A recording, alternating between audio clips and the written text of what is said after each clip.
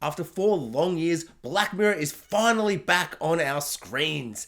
I, for one, thought that we may never get any more Black Mirror. It has been 4 long years, and it didn't seem like the show was ever going to come out again. And then they just kind of sneaked in a little trailer and were like, coming out in like a month. Crazy, amazing, super exciting, love Black Mirror. Obviously, because it's an anthology, some are better than others, but overall, a spectacular, thought-provoking, and challenging, and often horrific and scary TV show. So this is going to be my spoiler review for the first episode, titled Joan is Awful, which I can happily confirm to everybody is in fact not awful. It's not great. It's not great. It's good. I can happily confirm that it is in fact not awful. So this first episode is fun, it's light, it's an absurd concept. Joan is just a normal lady going about work, doing work stuff. She gets home, sits on the TV, goes to watch Netflix, but because it can't be called Netflix, it's called Streamberry or whatever. And so they're watching Netflix and she's just like, hey, this Joan is awful. And she sees a show called Joan is Awful in which Salma Hayek, who is spectacular in this episode, playing a version of herself. And so Salma Hayek is playing her on TV, and it's almost like a live stream of her life, but a couple of hours behind, kind of replaying the day in an episode on TV on Netflix that night. And so she's watching with her boyfriend, and all this crazy stuff happens, and everyone in the world watches her life, and it's a highly dramatized, over-the-top version of her life, so things are kind of played up. She doesn't cheat on her boyfriend, but meets an ex, so in the show, she cheats on her boyfriend, etc, etc, etc. It's a fun, absurd, crazy idea that starts off like really strong. Like, I found this to be like a really interesting and thought-provoking kind of concept, like the idea of like, I don't know, because it's Black Mirror, so it's always like, you're on your phone too much. Twitter, more like, it's bad. Stop doing it. I was going to say shitter, but that's nothing. So Black Mirror is always concerned and playing with the ideas of technology and humans and how they mix together, and it's always bad. And at first, this episode has so much promise, so much thought-provoking ideas, and it's really, really interesting, and it kind of falls into kind of a farcical, silly, fun little romp. And for some, I'm sure they'll be like, this is awesome. I'm so sick of Black Mirror just being so sad and horrible and depressing. I like the episodes that are fun, and there has been more of that in the later half of the show. Ironically, when it moved to Netflix, which is what this episode is about. Yet at first, I found this so interesting as an idea. Like, there's a moment where she's watching herself on TV being played by Salma Hayek, and then Salma Hayek is on the couch watching Joan is Awful in the TV, and she's like, oh my god, Cate Blanchett's playing me, Joan is Awful in a TV, and I was like, oh, this is gonna like keep going in and in and in and in, and it kind of does that towards the end with the big twist, which I did enjoy. I was like, oh, twist, shock, but and at that point in the episode, I'm like, oh my god, like, where is this episode gonna go? And I just had no ideas. I was so enthralled. And then it suddenly kind of just was like, nah, let's just kind of do the easiest thing and just say a bunch of stuff. Oh, it's deep faking, it's CGI, terms and conditions. Didn't read them, did ya? And it just says a bunch of stuff, but it doesn't get into it in the way that I feel like Black Mirror is able to. And I might be, in the minority thinking it needs to get all dark and gritty when, in fact, people just want a fun, light romp because the idea is great. That first 2 seasons are harrowing and horrific and brutal and like they hit home emotionally in this devastating, horrible way. They are truly scary episodes of TV. And they can still have a bit of fun and absurd, and they're like, whoa, and they do something crazy. We're like, that's a bit too over the top. Like, like graying, like instead of blocking someone, you block them entirely and they're just like a gray bubble. Like, so it's always been absurd and kind of like, you just got to kind of accept the technology and that we're just in the future where the technology has gone that far. And I think for the most part, the episodes that work for me better are ones where I'm like, I can understand how we got there. Like the I one from season 1 with Toby Cabell and the new Doctor Who. Well, she's not the new Doctor Who, but Jodie Whittaker. Like that always stays in your mind because we could get there like at some point. And I feel like the episodes that kind of lose me a bit are like the bicycle one, where you're like, that's just like too far as a crazy sci-fi concept that's like, we look at our screens, what if all the screens were all around us? And we're on bicycles. It's like, yeah, I get it. You're just like going to 20 out of 10. Whereas if you hit an 11, 12 out of 10 for me, I can kind of buy it. And this episode like falls into the riding bicycles, screens all around, gotta pay to make them stop kind of vibes, where I'm like, yeah, I'm like buying the episode as a fun episode, but to really emotionally hit me and to make me feel the way that a good Black Mirror episode makes me feel, this is way too over the top. This is way too crazy. There's like a quantum computer thing that just like CGIs up people's faces and entire shows and like films them, edits them, scores them, produces them, and it's like flawless. And I understand it's flawless so that like, I guess they think it's a real thing, and she goes and she's like, I want to sue Selma Hayek, and they're like, well actually deepfake, ho ho ho!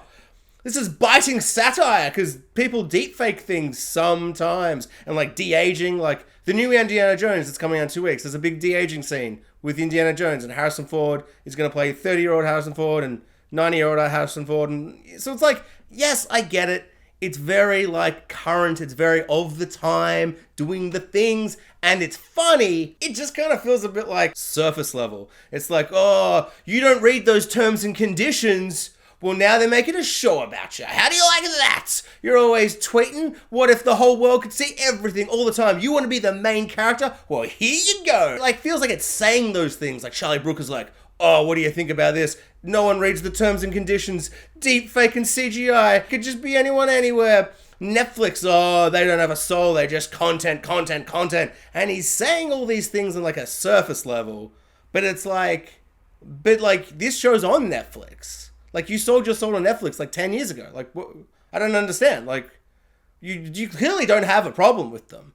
Like, if you had a problem with them, you'd make your own Black Mirror on like another channel. But you've sold your soul, so you probably can't even do that. I don't know the actual minutiae of it, but for a show, like the first episode of this new series, to be like, how dare Netflix do stuff or whatever. And I'm like, I'm watching this on Netflix.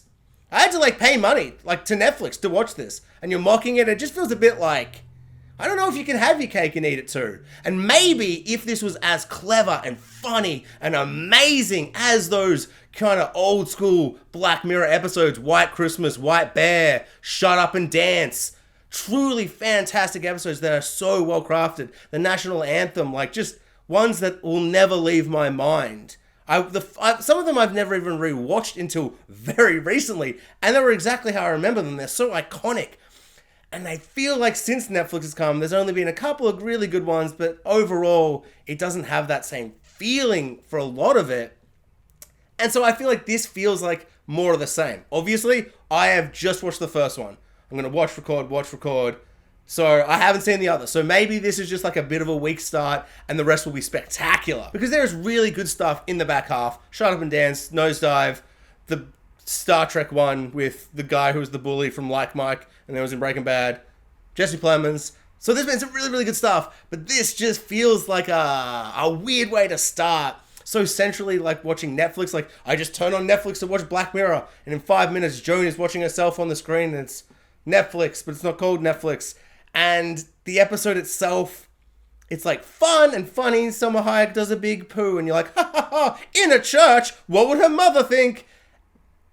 I didn't really like that scene. It was like, I get what they were trying to do, but it's like, it's funny, it's light, it's making comments on things, kind of, I guess. And you could argue for sure that it's on Netflix, but like the boss of Netflix is a monster, and he created, and like, you know, he's written her as this way, and all this stuff. But it feels just, yeah, very surface level to me. It doesn't, like when the episode ended, I'm like, oh, it's just a happy ending. They just did it. Okay, cool. I feel nothing afterwards. It's like they just stopped it. They just like smashed a big machine with her thing. And they're like, ha, we stopped the digital age of CGIing people and all these things. And it just feels so like, okay, so like, what was the point in the end, I guess? Like you're saying all these things, but you've taken it to such an extreme level and solved it where it doesn't leave me haunted and shocked and horrified. I'm just like, oh, okay. That last twist was good though. Like when Michael Cera's like, we're in the first level of the Matrix. We're still in the Matrix or whatever. And I'm like, oh my God, she's not real. Like that kind of exploded my brain for a second, and then I was like, I guess it doesn't really matter. I don't know. Yeah, I don't know. Super curious what people think about this episode. Big yays, big nays, nuanced opinion on the internet, potentially.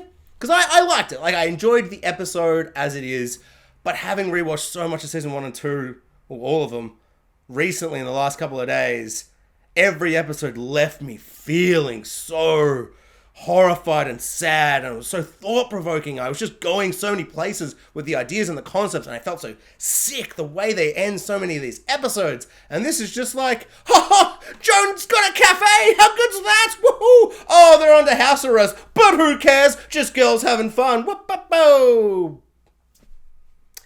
I feel like the way I'm talking makes it sound like I hated it. I thought it was fun. It was fun. It's just like, to me, Black Mirror isn't really fun. It's horrifying and intense and thought-provoking and, big words or whatever. And this was not that. I also feel like, sorry, this is another nitpick, and I should just end the review. This is going to get too long for such a short episode. I really feel like the way everyone reacts at first is insane. Like, they're all like, oh my god, how could this be happening? But immediately they're all just like, should we watch TV? That's our lives. I'd be like getting up and like, where are the cameras? How are they doing this? What up? I'd be on the phone to lawyers and friends. Like, you'd be freaking out. You wouldn't just be like watching it. After like 5 minutes where you realize, this is line for line, this is shot for shot. How have they done this? And until she realizes that it's all CGI and that's how they're able to do it so quickly and all this stuff, you would be like, what is reality? What is going on? I am being Truman Showed. Like, you wouldn't just, like, she goes to bed and wakes up and she's like, I called my lawyer. And she like goes to work the next day and it's like, what? That, I don't know. I just feel like the way everyone reacts is kind of like they're taking it on stride. They're like, wow, yeah, my life's on TV and it's a hassle, but I'll figure it out. The lawyers will get to it. I'll sue them or whatever. I'll get them to take it off the air. You'd be like, how are they doing this? Like, all night, I'd be like, I can't sleep. Who is filming me? How are they filming me? Like, you'd probably end up smashing your phone when you realize it's your phone. Yeah, and that's the same thing where they're like, oh, how do you think they hear when you want new shoes, when you're talking about new shoes? And it's like, oh, your phone's listening, ba-ba. And it does it, but I feel like the way they do this, because the phone's listening thing, in theory, is a really scary concept, and it can be utilized in this really horrifying way. And in my mind, Charlie Brooker, a genius writer and creator, making a Black Mirror episode about that concept, about that going too far, and what are they listening to, and how can they kind of manipulate that and twist it, is a really great episode. And yet it ends up just being like, well, they just made a Netflix show for content, baby. Oh, and it's all negative, because you love watching negative stuff. Ba ba ba. And I'm now realizing, as I'm saying that, I'm complaining that it's too lighthearted, and I want it to be more negative. Damn it. Maybe it was great. Thanks for watching, guys. Like, subscribe, hit the notification bell, and comment below. I would love to know what everyone thought of this episode of Black Mirror. And if you're new to the channel, please give me a subscribe. If you love talking TV shows, movies, and TV shows that pretend to be movies, Black Mirror, I'm looking at you, baby, then this is the channel for you. I'll be doing the rest of the Black Mirror episodes. If you're keen for that, subscribe, comment, like. I already said that. Do all the YouTubey things. Bye.